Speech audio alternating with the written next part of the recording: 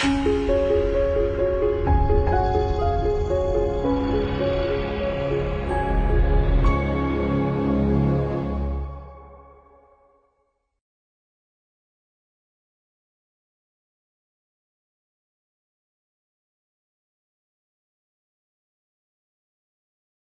pastors speak about political issues? Well, I think pastors should teach the whole Bible, everything that the Bible teaches. What Paul says in Acts 20 is teaching the whole counsel of God, Acts 20, 26, and 27. And that includes teaching about the good and evil kings in the Old Testament. It means teaching about Psalms and Proverbs, where they talk about good and evil kings and good and evil rulers. It means teaching about Romans 13, which talks about the purpose of government. I think pastors should preach about 1 Peter 2, where it talks about the purpose of civil government and the emperor and governors, sent to punish those who do wrong and praise those who do good or do right. I think pastors should preach on these things. And then there are other issues that face the general public that have to do with moral teachings in the Bible, issues of protecting the life of an unborn child or protecting the life of elderly or aged people, having to do with, I think, what is the societal approval of or definition of marriage. In the Bible, marriage should be between one man and one woman. I think it's right for pastors to speak about that issue. Another issue is whether the church and Christians have freedom of religion and freedom to preach the gospel. In some countries, Christians are not free to speak about the gospel or to speak publicly about the Bible's teachings, but I think pastors should speak about political issues where they have to do with freedom of religion. So at least with regard to protection of life and marriage and family and freedom of religion, those are important issues for pastors to speak about. With regard to family, I think also parents should have the right to control how their children are educated and to be able to object and have alternatives if the school system is teaching values that are contrary to the Bible. So pastors should preach about the political decisions that would give parents the freedom to enable them to decide how their children are best educated. So those are some things that I think is appropriate to speak about. So sometimes pastors say, should I speak about any political issues?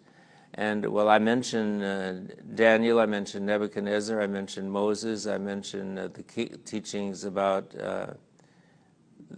kings and rulers in Psalms and Proverbs and Romans 13 and 1 Peter 2 and Paul before Felix and John the Baptist before Herod, the Tetrarch. These are examples where God's people spoke to political issues and spoke to government.